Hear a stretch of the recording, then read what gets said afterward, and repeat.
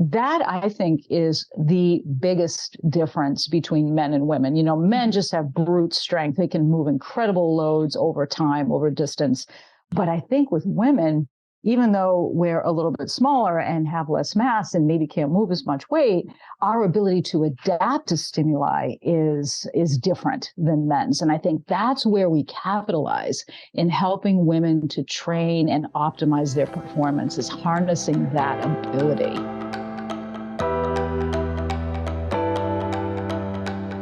Hello, and welcome to Pursuing Health. I'm Dr. Julie Fouché, family physician and former CrossFit Games athlete.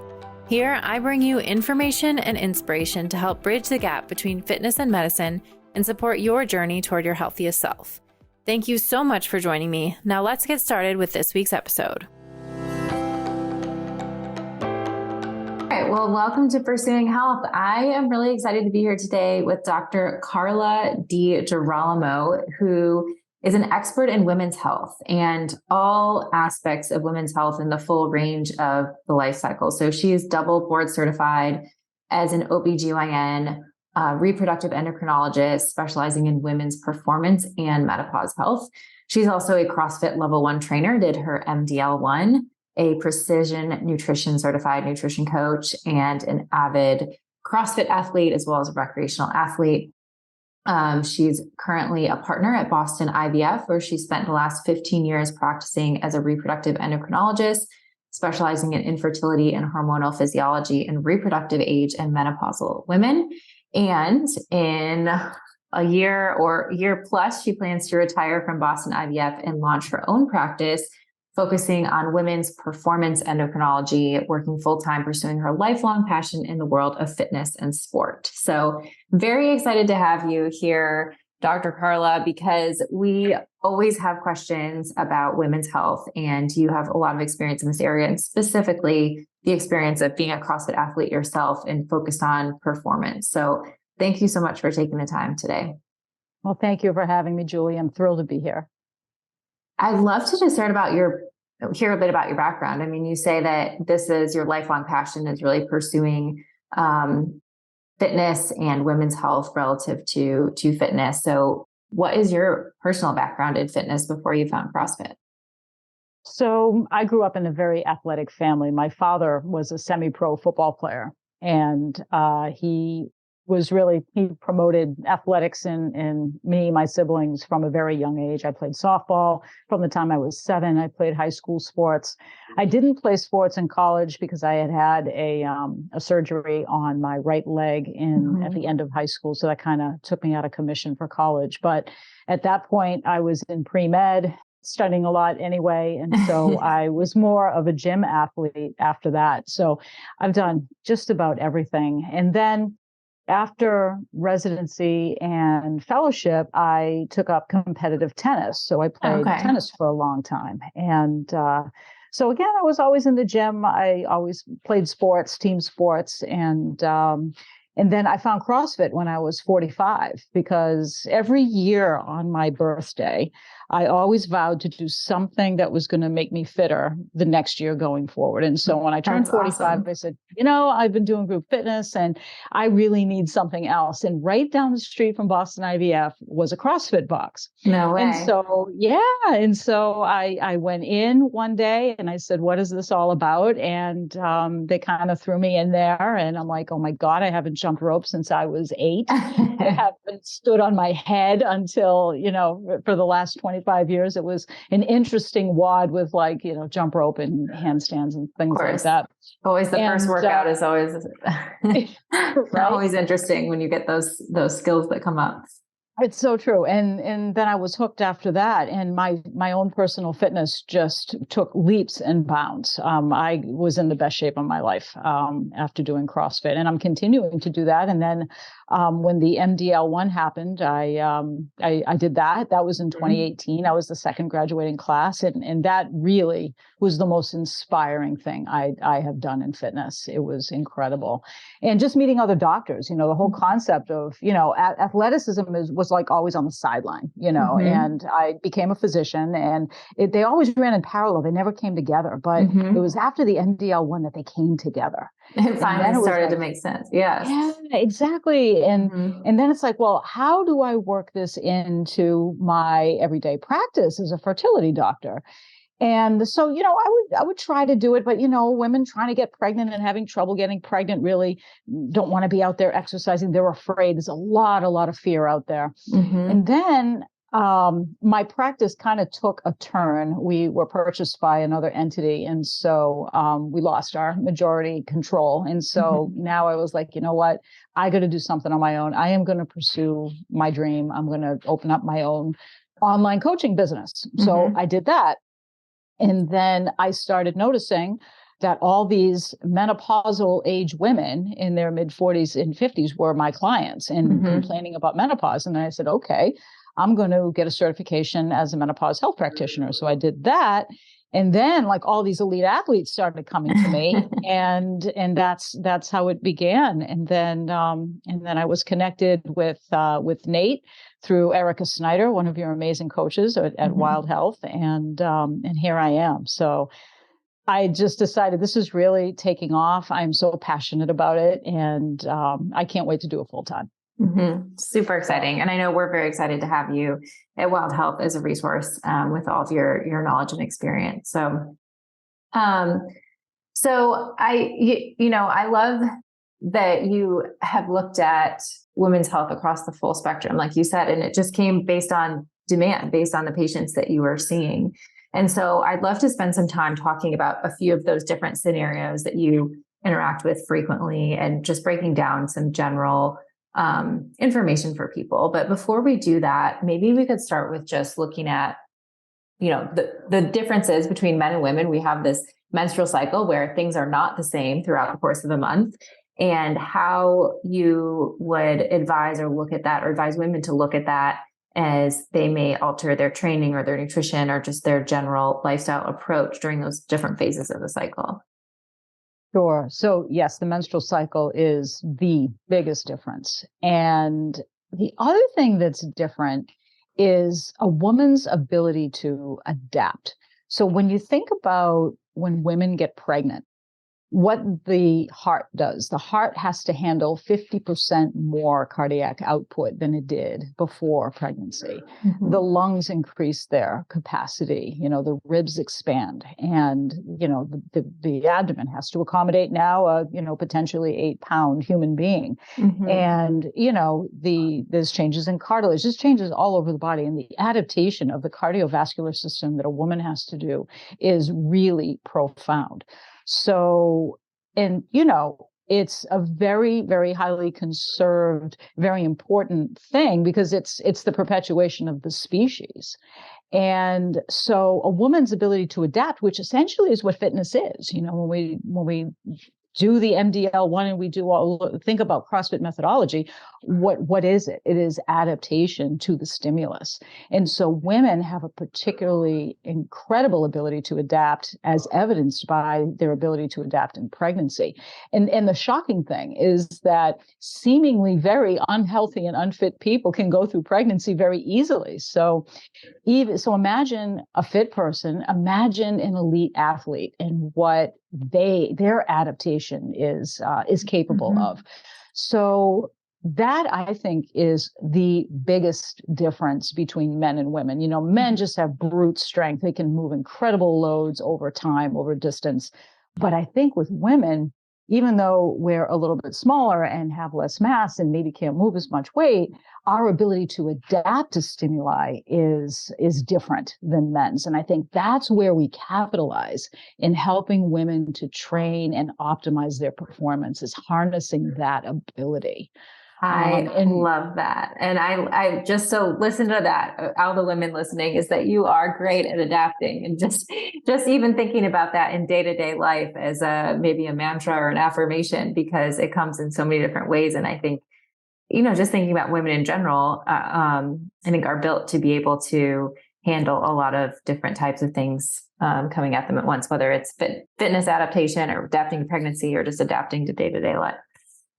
yeah, it's true. I mean, any of us who are married to our male counterparts, when they have a cold, the world stops. When we have a cold, we The just man go cold. to work. And the man cold.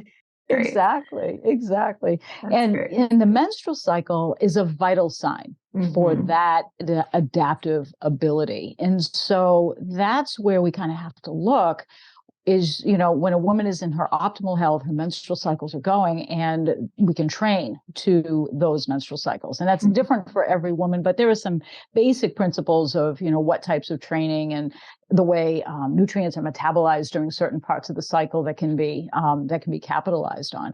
But when menstrual cycles go away, something's wrong. And usually what's happening is it's bringing in another endocrine pathway, and that is the stress response. And so that is another equally powerful pathway, because that is the pathway that governs our survival. So we have two incredible pathways, the one that governs procreation and the one that governs survival, and they come together. And so managing that stress response can really help to optimize the menstrual cycle, because oftentimes when women lose their menstrual cycles, it's because that stress response is ramped up in a way that's telling the body, you know what? There's a bear in the woods that's waiting to eat you. This is not a good time to procreate. So we're going to shut down the menstrual cycle. And it's another beautiful gift that we have as women, that we have that vital sign that tells us, hey, that stress response is really overpowering here, versus in men, you don't have that indicator. So it can be, have to pay attention to other signs. So it is, I like to think about all the other reasons, when you get your period every month, like all the reasons why this is a great thing that we have. Yeah, so true. And I deal with this a lot in the infertility world, because there is so much stress surrounding the inability to get pregnant. And we actually at Boston IVF were one of the first centers to have a dedicated wellness center where we have acupuncturists and therapists and people in mind body programs to really help mitigate that stress response. And it's the real deal, because I don't mean to be dramatic, but I don't think I'm overstating it when this is what is responsible for the existence of the human race, is the reproduction and the survival. And they're powerful pathways that if we can harness it in fitness, that's the holy grail. I love it. And I want to come back to infertility next, but just looking at the menstrual cycle, say we have a woman of reproductive age who's having regular cycles. How can we leverage those different phases of the cycle when we're thinking about our training or our nutrition? So every woman is different. And this is borne out in the literature, because when you dig into the literature and you start looking at training to menstrual cycles and things like that, there's so much heterogeneity or variation among every woman's normal menstrual cycle that the way she's going to train in her first phase, the follicular phase, the first 10 days before ovulation, the way she's going to train may be a little bit different than someone else in that phase, because maybe her follicular phase is a little bit longer. And so what I like to do is to use the wearable technology and look at the recovery parameters like HRV and resting heart rate and things like that over her menstrual cycle, get some basic data and plot, that HRV along the menstrual cycle and look for patterns. And then when you can put those two things together, then you can say, okay, maybe this is how we're going to train during her follicular phase. Maybe this is when she's going to go for her 1 rep max. This is when she's going to do her heavy lifting. And maybe, during the luteal phase, toward the end when she's getting ready to have her period, when her recovery isn't so great, maybe that's when she's going to focus more on mobility and maybe some skill work. So those are some basic things. But I think the take home is that the menstrual cycle, even when it's quote unquote normal, is very different woman to woman, and her recovery parameters are going to be different as well. So true. So true. I'm finding that a lot of women now lately have been very interested in tracking their cycles and coming off of hormonal birth control to allow their own hormones to sort of re-regulate. But that also, I find in a lot of women, comes with a lot of fear, because most of the time they started those hormones when they were younger because they were having some sort of symptoms. So I would love to hear your approach to helping women come off of hormonal birth control, and what are some of the things that you can do to smooth that process or to support their body's natural hormones and cycles as they sort of recover. Well, first, we have to think about the reason they're on it. I think the most common reason I see when people have been on birth control pills for 10, 15, 20 years is they started it when they were teenagers because their periods were very painful. Mm-hmm. And surprisingly, as time goes on, that gets less and less. So a lot of times people deal with this, when they're in their teens, early 20s. But by the time they're in the mid 20s, late 20s, early 30s, that settles out. And so if I have someone that's been on them for a long time and she wants to come off them, really the doses of birth control pills right now are so low that you can really just stop them cold turkey. You don't have to wean off of them. And usually people will come off of them seamlessly. Sometimes when people have been on them for, more than a decade or 2 decades, sometimes, the things might get a little wonky for a couple of months. But in general, I just take them off it. We kind of monitor symptoms, monitor the reason why they were put on it. And, just pay close attention to that and then manage symptoms as they come. Mm-hmm. And I think it just thinking from our Wild Health perspective, it becomes a great opportunity just to support health in general through making sure that we've got good nutrition and sleep and movement and all of the, the stress management, the things that you were talking about, to in general support health during that time. For sure. When it comes to, so then I guess moving back towards infertility, which is, has been your focus for so long.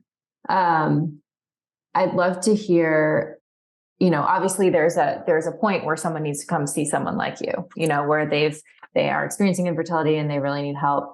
There's also, I think, this in between stage, where, maybe someone's experiencing some infertility, not getting pregnant as quickly as they thought. What are some of the things that you look at or lifestyle factors that can play a role in infertility? I would say nutrition is one of the biggest things. There is a very, very significant population of women who come to see me who are morbidly obese. At least a third have a BMI of 35 or more. So obesity is a big problem. It's a big problem in America. Let alone in the infertility population, but I do see a lot of that. And it's interesting because I've had some of my fertility patients actually come to me as a trainer, and I had done their nutrition coaching and their online training, and they would lose 20, 30 pounds. And lo and behold, after 4 years of unsuccessful IVF therapy, finally something works. And I have this one couple in mind. They had their baby, and after going through training, and then they just were kind of in the in-between phase, and all of a sudden they got pregnant again on their own after being with me, having infertility treatment for 4 years. And, he emails me and says, you didn't tell me it was going to be this easy. You didn't expect number 2 to come. So I think nutrition is huge in the infertility world, but also activity too, just overall healthy lifestyle habits. There are so many people that are smoking marijuana, that are, drinking excessive alcohol. And, so much of what I do could probably be cured if people really buckled down and made a commitment to nutrition, fitness, and those healthy habits. Lifestyle is huge, in my opinion. Now, obviously, if someone has no sperm or they're blocked fallopian tubes, all the nutrition and fitness in the world isn't going to help them. There's certainly other reasons that people come to see me. But in terms of optimizing it, and for a lot of the things like ovulatory dysfunction and just unexplained infertility, where we can't find anything wrong on lab testing, a lot of times lifestyle can make a huge difference. Can you talk about, because you mentioned stress being another big factor in having this wellness center at your practice. It's one of those things that can be such a vicious circle because, infertility is stressful, and then the more stress, maybe the more infertility. So how do you work with your patients on that aspect? It's so hard. And I'm very thankful for our professionals that we have in the Wellness Center, because I wouldn't be able to do it without them. Because that expertise is beyond, my general knowledge of the psychology and everything that women go through with infertility. So having those professionals available is key. And a multidisciplinary approach is really, really key.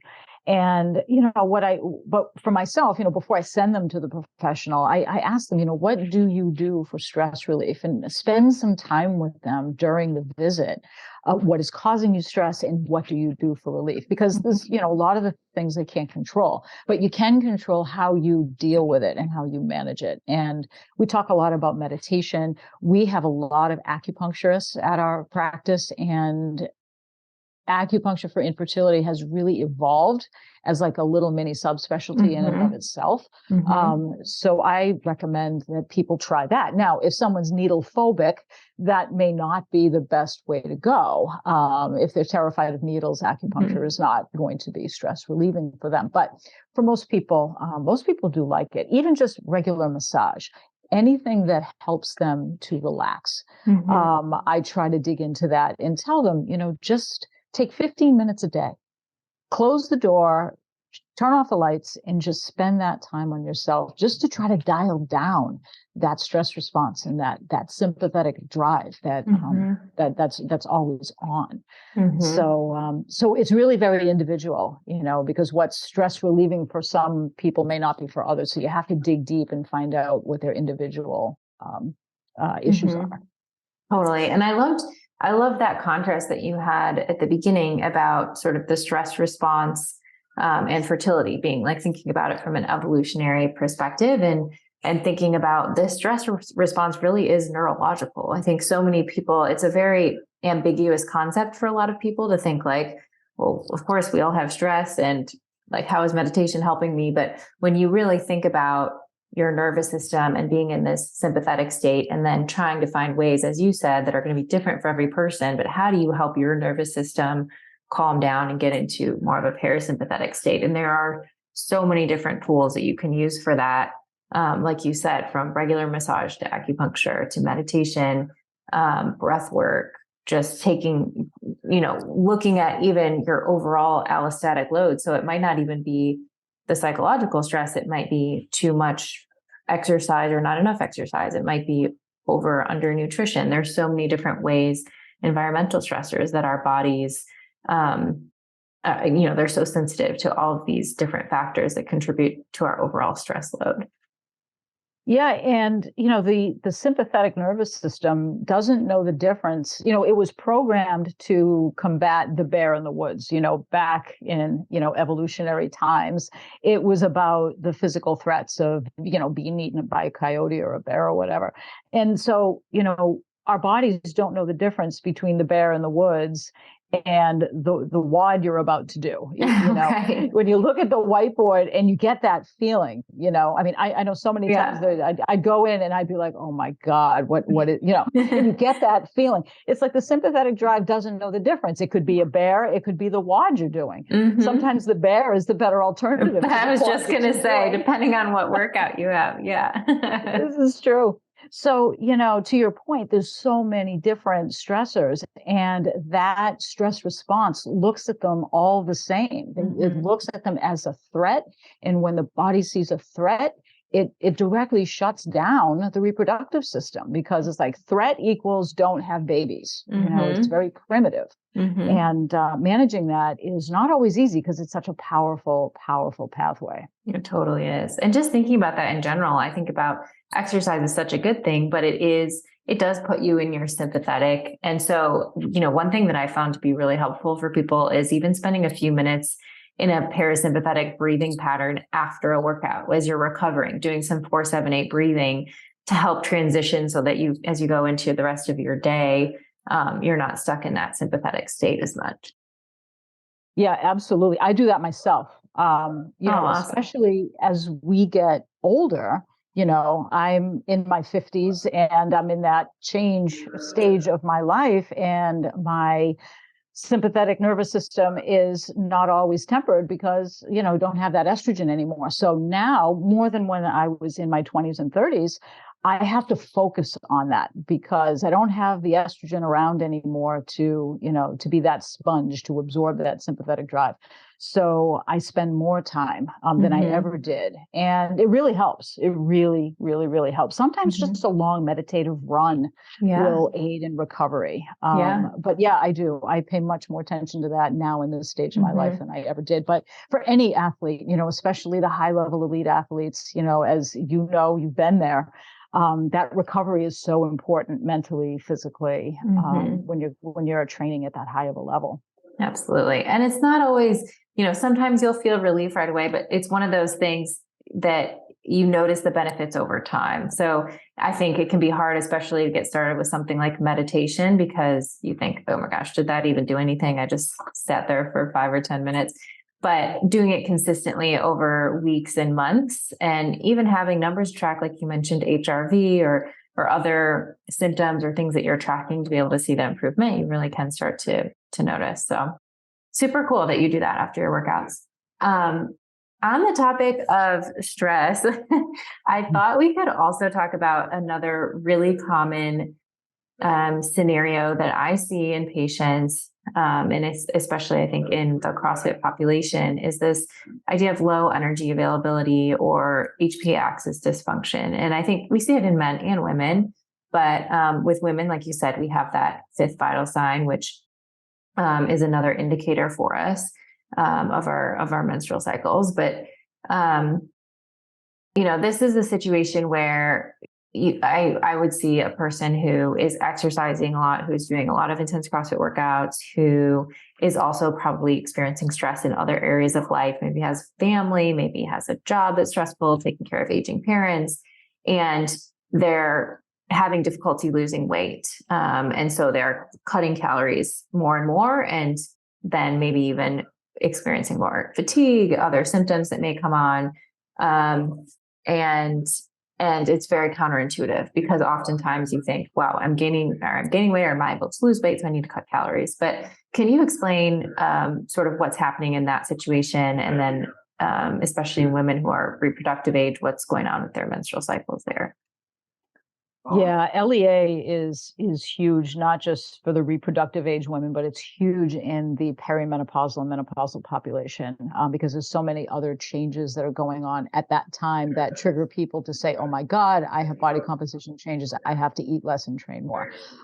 But in reproductive age women, yeah. And I think part of the problem is when you've got women who are training at that elite level, or even really avid recreational athletes, they don't really know, and even it's not even clear in the literature exactly how best to fuel them. How much carbohydrate do they really need? Is it 45 grams or calories per kilogram? I forget what the units are, but or is it 30? What is it? Is it different in different parts of the cycle? I think that's only recently been tapped into, and I think people are trying to figure it out. But the problem is everything we know about fueling female athletes comes from the male literature. And it's like, well, women are too complicated to study because of that damn menstrual cycle. So we're just going to extrapolate what we know about men to women. And, that's probably good enough. Right. And then we wonder why women lose their menstrual cycles, right? Because we're applying what happened, what works for men to women, and women are just so different. So, I think one of the things in any athlete, whether she's, whatever phase of life she is in, we have to explore body image issues, with the elite competitors who are in their 20s. They're on Instagram. They're famous because they're top level athletes. And, there's really nasty people out there on Instagram who's body shaming and all of this other stuff. So, I try to get a feel for, okay, is this a factor? I will even follow some of my athlete patients on Instagram to see what are they dealing with? Is this a productive environment for them? Is this something that is a problem? Just so I can, help them more. But I think that's what what a lot of the reproductive age athletes deal with is that kind of thing. But the other thing too is that, they're so driven to succeed in their sport that that the emotional part just supersedes what they're physically able to do. Like, the body sometimes can't catch up with the mental motivation to win and to be a champion. So that's when, all the data and the wearable technology really helps, and getting professionals involved that can help them fuel properly. Because I think with the reproductive age population, a lot of it comes down to that carbohydrate load and when they're getting it. But as far as endocrinology, from the endocrinology standpoint, what the body is seeing is there's a famine. There's no food. And because, like I said, the body doesn't know the difference between the bear and the whiteboard. So when the body is experiencing this kind of training and low energy availability, it thinks there's a famine. So if there's a famine, you have to hold on to fat, because the fat is what's going to help you survive the famine. So that's the reason why you have that fat deposition and you can't lose it, is because the body is like, well, there's going to be no food, and so we need you to survive, and so you need to have more fat. So that's what is happening evolutionarily, and what the endocrine system is doing, and how it's interpreting that low energy availability. Yeah, and so counterintuitive, especially living in a world where for so long the diet culture would tell you to cut calories and to eat less and exercise more. And so it can be very confusing for people. But like you said, is sometimes it's just small changes, or some people can be so sensitive to, overall calories, or just slightly changing those carbohydrate numbers or timing of carbohydrates. Those things can make a big difference.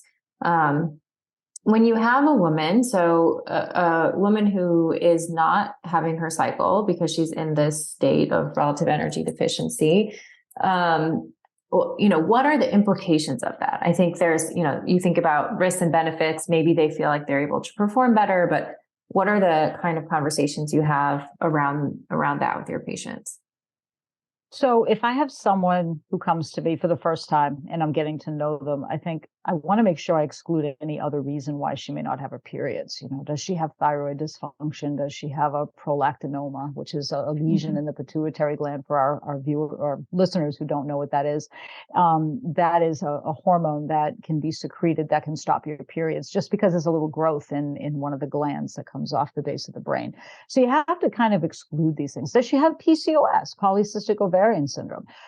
So before I assume that she's in relative energy deficiency, I want to make sure that she doesn't have another endocrinopathy that is hiding there. So after we exclude that, and if we have concluded that, okay, this is red S, then we talk about when are you fueling and what are you fueling with? What's the total energy you're taking in, and what is that energy composed of? Is it mostly carbs? Is it mostly fats? I think the awesome thing that we do at Wild Health is that genetic testing, and that tells us what people tend to favor in terms of their metabolic fuel of choice. And I think that's really, really helpful information to have. And so, when women, to your question about what the implications are, if she doesn't have that cyclic estrogen, the two big things that are going on is that the bones are going to become less dense, because estrogen is pro-bone forming. And in the bones, there exists this balance of breakdown and formation. That's how the skeleton stays fresh. The skeleton has to turn itself over so that it stays strong and it stays healthy. And turnover requires deposition and breakdown, and that has to be in balance. Estrogen favors deposition. When the estrogen isn't cycling, it's going to favor breakdown, and that's why bone density declines in women who don't have their periods for a really long time. That's why their bone density can suffer. That's probably the biggest implication of not being fueled properly, losing your periods because of energy deficiency. It's a double whammy, because if you're not fueling, you're probably not getting enough protein, which is what the skeleton needs to turn over, in addition to the estrogen. So that's the biggest thing. The other thing is the uterus. The uterine lining needs to shed itself at least a couple times a year, three times a year, maybe minimum, so that the lining doesn't overgrow and result in a precancerous sort of state. So that's the second implication. But I think it's the bones that are the biggest implications when people lose their periods. So even though it might seem more convenient and like, oh, I don't have to worry about my period, there are some implications to that long term.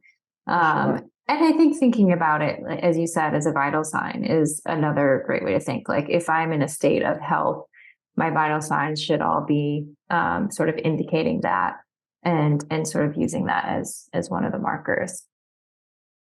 Absolutely. Wonderful. Well, thank you for sharing. Anything else that you think about in those patients? So when you notice this, it's usually going to be some combination of increasing or changing the nutritional approach and looking at maybe other stressors or other factors that could be contributing to that stress response. But anything else that you think of specifically in those patients with low energy availability or relative energy deficiency? I think that's the main thing. I'm always looking for the bear. Where's the bear? Why is the body? Yeah, where's the bear? Why is the body sensing this? And that's why it's important, even when they're fueling properly. What else is going on in their lives? Are they having marital stress? And they may or may not tell you this stuff. So I also like to dig a little bit deeper. If the bear isn't obvious, that means, well, maybe we need to have a different kind of conversation, one that maybe is a little outside my scope, but at least get enough information to say, okay, you need to go see my friend so-and-so who can help you with, the psychological factors that may be going on. So, yeah. And I love how you said that, like just thinking about that question, where is the bear? Because so often when you go through a patient's, if a patient is having any variety of health conditions, I think about autoimmune conditions being one that are really classic for this. If you go through a timeline and a history of what was going on in their life at the point where, their Hashimoto's showed up, or when they started to get, sick more frequently or started developing more fatigue. And often those time points correlate with various bears in the life cycle. It's like, the death of a loved one, or having to move, or a stressful financial situation, or whatever it might be. And so I think it just illustrates how important these factors are, that our health is so much connected to that overall stress load day to day and throughout the life cycle. And in our bodies, when they go into that sympathetic response, there's a variety of ways that can present. It could be you lose your period. It could be an autoimmune condition. It could be diabetes, who knows? Every person is a little bit different, but always asking that question. I'm going to think about that from now on. Where is the bear is a good way to frame it. I love that. Yeah, because it's there. It's there. If the cycles are gone, there's a bear somewhere lurking in the woods. And we've all had them. We can't avoid them. It's part of life, but it's then, okay, if we see the bear and we move past the bear, how do we help our bodies sort of calm down neurologically so that they know that they're safe? So I'd love to move, we started touching on this, but move a little bit more into the menopause stage of life, because there are always so many questions. I think that there's still so much information that's just not widely out there for women as they're going through this and navigating this stage of life. So can you share some of the things that you're thinking about as you start to work with a patient who's in perimenopause? So I think understanding her experience is the first thing. And it's hard if you're not someone going through it, or if you're a male and you'll never go through it. It's not easy to relate to it, but becoming informed about, okay, what kind of things could she be experiencing is first really helpful for any practitioner to just have knowledge of what women go through during this time. So you want to have some empathy for, when she tells you she's having hot flashes that are waking her up at night, and, she goes to work and she has this brain fog and she can't think straight, and, or she can't get on her exercise bike because her vagina hurts because there's so much dryness, and she's never going to tell her male trainer this. But just understanding that these are things that can really impact her day.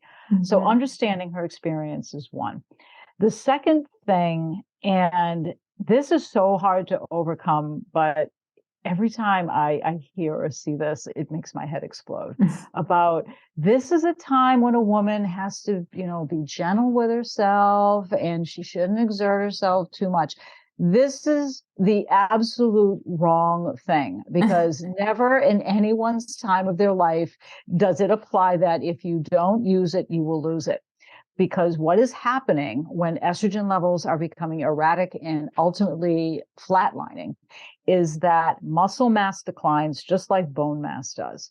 Tendons and ligaments become more, the character of the tendons and ligaments changes. And so it makes the joints a little bit more unstable.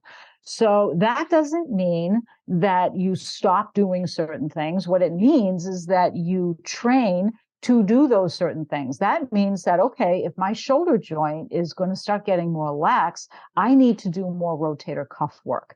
I need to pay more attention to the stability around my joints. I need to pay more attention to core work because, as we know, functional movement begins in the core, is translated through the joints and out through the extremities. When we're younger and we've got all that muscle mass, we can muscle that bar up with our arms and our biceps and everything, and compensate.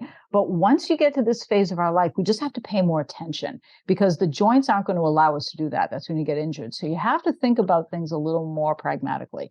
You want to get your core training well. You want to train those muscles around those joints that are vulnerable. You don't want to stop doing these things because that's the kiss of death. That's when you're going to accelerate in your loss of muscle mass and bone mass. This is the time where you got to really bring your A game and you got to ramp it up. But you want to do it safely and never have the CrossFit principles applied so much than it is to this population. Mm-hmm. It starts with the PVC pipe. Mm-hmm. And then once you have mechanics down solid, that's when you add weight and when you add speed. That should be the dogma of perimenopause and menopause, but not to stop doing it, because now more than ever, the muscles need to be stimulated because now they don't have estrogen stimulation anymore. So you have to make an end run around the hormones and start using other metabolic pathways that will stimulate the muscles in the absence of the estrogen. So that's probably the big thing that I want to bring into the fitness world for that population, is that no, this is not the time to sit back and relax. This is the time to regroup, rethink, and bring your A game. Mm-hmm. I love that. I love that. So with respect to training, it's not a time to shy away. What else are you thinking about in this population as they're maybe starting to experience perimenopausal symptoms? I think women in this age group, especially women now, so my generation grew up in the late 70s and 80s when thin was in. It was all about being skinny. You don't lift weights. I was in the gym when I was 15 because my father brought me there. My father, who was the football player, brought me there. And there were no teenage girls in the gym. And my mother would have a fit every time he did this, But nowadays, the teenagers are all in the gym, which is fantastic. But women in this generation, they aren't thinking they should be lifting heavy. They're like, you want me to do what with that barbell? And maybe they've never lifted a barbell before, and maybe they're really intimidated by weights because, we were kind of brainwashed back in that era that, no, you don't lift weight because you don't want to get big. You don't want to get bulky. Right. And that is really what women are needing during this phase of life, is they need that resistance training. And this isn't just, your 5-pound Jane Fonda dumbbells and your resistance band. You really should learn the Olympic lifting techniques. That is the best thing in the world because you get your core training and you get that explosive stimulation to the muscles, which is what is starting to wane during this phase of life. So introducing women to resistance training, like real resistance training, is another thing that I try to broach with them, especially for this generation of perimenopausal women right now who aren't used to this. In 10 or 15 years, the millennials, when they become menopausal, they're going to be used to being in the gym. So I don't think it's going to be as much of a challenge for them. But for your women today who are in that, 50 plus age group, you're dealing with that mentality because in the 80s when they were growing up, that's not the kind of stuff we were doing. That's such a great point. It's such a great point. And along with that, I think, as you mentioned earlier, protein intake is something that often we are under eating and just takes a lot of, thought and attention in order to get enough protein. And I find that's especially important in this age group as well. Agree, because this age group also starves themselves. Again, the thin is in, and the first thing that goes is the protein. And, perimenopause and menopause is such a catabolic time of life where muscles breaking down, bones breaking down, that when you now starve those tissues of protein, which are the basic building blocks, it enhances that effect even more.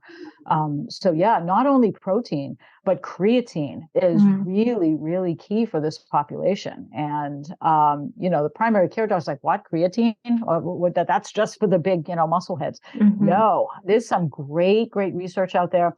Dr. Darren Kandow has a great podcast on this and the benefits of creatine in particularly women and older people. Now, they have to be active.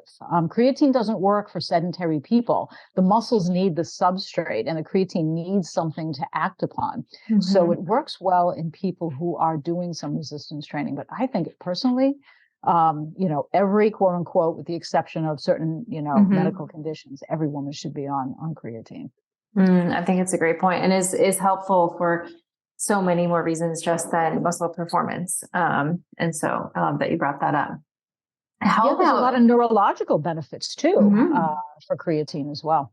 Yeah, absolutely. And it supports healthy methylation. There's a lot of potential positives to taking it. Also one of the more widely studied supplements. So I know there's a lot of supplements out there that aren't as well studied, but there's great research, as you said. Yeah. The other thing that I think is extremely common as women enter this age is changes in sleep. What are some of the things to be considering to help support sleep in this phase of life? So in my experience dealing with this, and it's huge for this stage of life, as you mentioned, it seems to be bimodal. You got your people that can't fall asleep. And then you got your people who can fall asleep, but they wake up at 3 a.m. and can't get back to sleep. And they're two different problems. Falling asleep often can be helped with good sleep hygiene, turning off the tech an hour before, having a routine, keeping the room cold, things like that. The basic things we know of as sleep hygiene can help that person who is having trouble falling asleep. For the people who are waking up in the middle of the night, well, we have to think about why. What's waking them up? Is it hot flashes? Is it urination? Incontinence type symptoms? Is it stress? Is it that they wake up and then the brain starts going? We're thinking about what we have to do the next day and, everything else, the disturbing episode of Game of Thrones you watched last night, all those things just can circle in your mind. And how do you deal with that? So sleep hygiene isn't going to help that. What helps that, and I suffer from the latter. I'm one of those wake up at 3 a.m. people.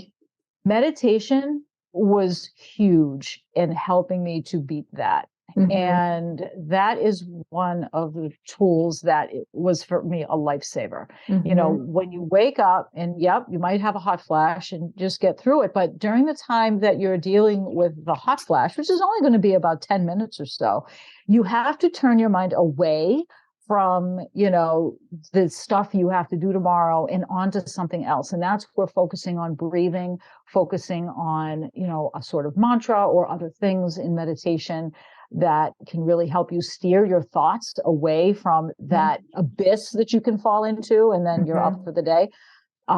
So I think there's two different problems there. Sleep hygiene is good if you can't fall asleep, but that meditation and some of those techniques are really good for the people who wake up in the middle of the night. Absolutely. I totally see that. And I think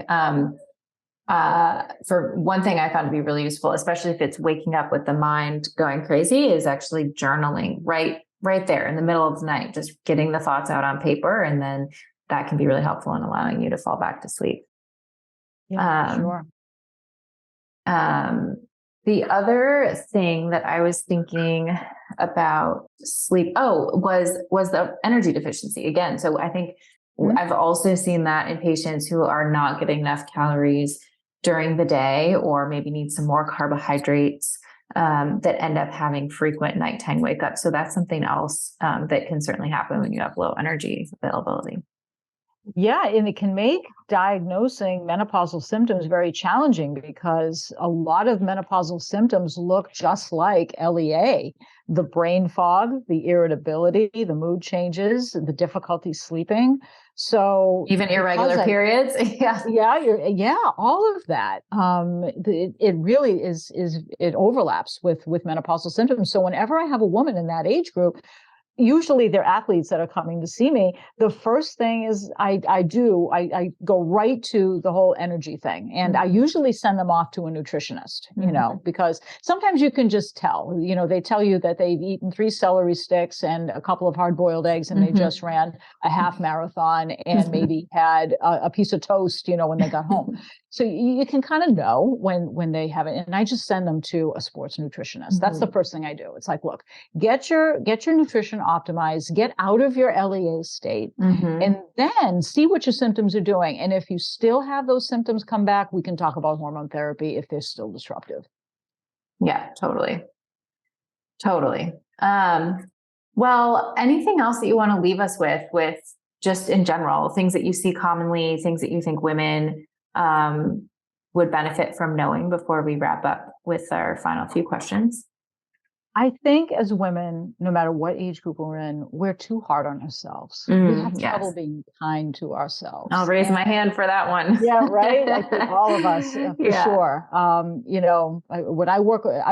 Erica Snyder has been my coach, my personal coach for almost 4 years now. And that is one of the biggest things she and I have worked on. It's like, you can't beat yourself up when you didn't hit the mark. You have to look at it differently. And I think as athletes, we're just, that drive to win just sets us up for that.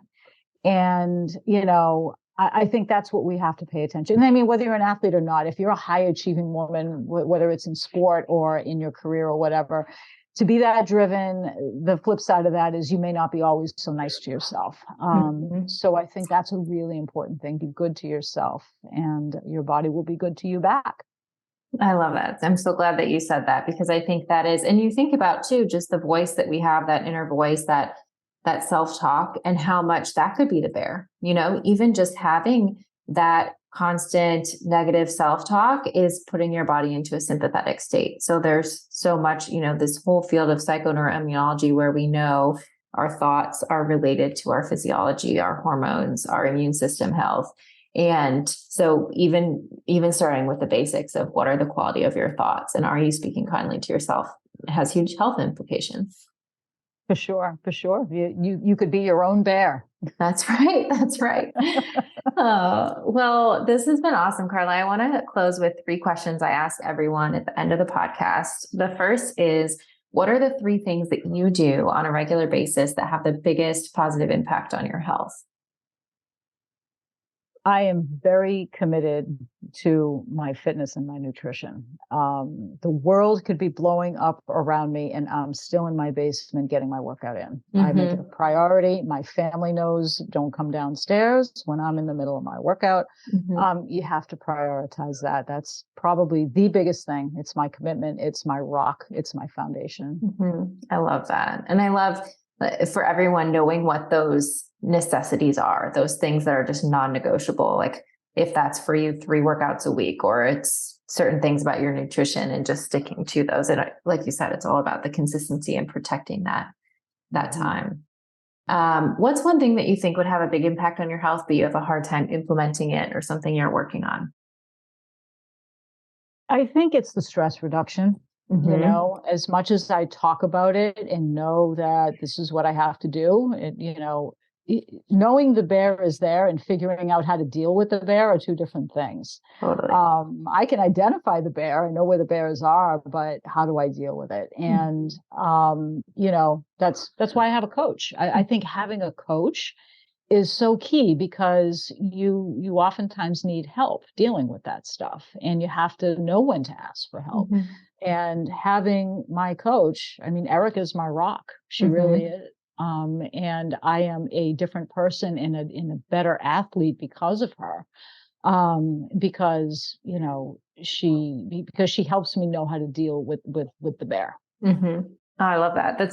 I love your honesty there, because I think that's true for all of us. Is most of the time we we know what's there and what we need to deal with. It's just a matter of dealing with it and being willing and able to ask for help and have the right people around you for those areas to be able to reflect back to you or to be able to hold you accountable or help you think about things in a different way. That's great. That's great. Yeah, And if I can share a funny little story that just happened this week. So mm-hmm. I was testing out a 1 rep max. Mm-hmm. And so Erica puts her coaching notes in the app, and she says, okay, today you're going to get this. You're going to put 50 pounds onto your 1 rep max. And I want you to look at this as a positive thing. And I want you to look at it as hell yeah. And you're just going to give it your all. And my knee-jerk reaction when I looked at this was, oh crap. It was negativity. It was just negative. I'm like, how am I going to add 50 pounds to my 1 rep max that I did, 2 or 3 months ago? That's just impossible. Of course, the negativity just starts to go. Sure. And so that's an example. It's like she told me, this is what you need to do. This is how I want you to look at this day. But instead, I went completely off in the other direction and started spiraling in the total opposite direction. So that is an example of that struggle. It's like, I know what I need to do and I know how I should look at this, but this is how I am looking at it. And I'm not sure I know how to change that. Totally. And just being able to recognize that voice in your head and being like, oh, there's that voice again. And then we don't always need to listen to it or pay attention to it or give it our attention. So true. Last question is, what does a healthy life look like to you, Carla? A healthy life is me getting a good night's sleep. That's number 1. Number 2, getting up and enjoying breakfast, making sure I eat and then getting my workout in, doing what I love to do. This is why I want to move my career into this other direction, is so that I can get up and not have to actually work, because I love what I do. And my family, my family is also part of my mental health and my well-being and my foundation. I have a wonderful husband. I have a teenage son. I have a dog, and they are my rock. And so spending time with my family is part of my healthy life, and getting up and doing it all over again. I love that. That's beautiful. Well, thank you so much for sharing all of your knowledge, Carla, and your experience and your passion for this. I'm so excited for you, as you said, to be able to really pursue this passion with your practice. In the meantime, where can people learn more about what you're doing with your coaching? And then obviously people are more than welcome to check out Wild Health at wildhealth.com. Sure. So I have a blog. It's called Athletic Aging. And so it's at athleticaging.blog. And this is basically fitness, nutrition, hormones for women in their midlife age from like 35 on. So I have a blog there. I'm going to be starting another blog for my younger avid athletes and elite athletes, more on strictly performance, more for that age group. So that's going to be coming down the pike. But for now, people can check me out at athleticaging.blog. I have a website called fitforlifemd.com. That's getting overhauled. I'm working on that. There's going to be a new website getting launched there. But people can also find me on Instagram at Dr. Carla D. It's Dr.Carla_D. And you can search for me by name on Facebook or LinkedIn. Perfect. Awesome. Well, we'll check you out. And again, exciting that you are bringing some of your expertise to Wild Health as well. And if people are interested in learning more, joining us, that's at wildhealth.com. And you can also use the discount code WildCF20, WILDCF20 is a discount code that's available. So thank you again so much. Thank you, Julie. Thanks so much for tuning in. If you enjoy listening to the podcast, please consider subscribing and giving it a 5-star rating on iTunes. It really does help to get the word out to more people.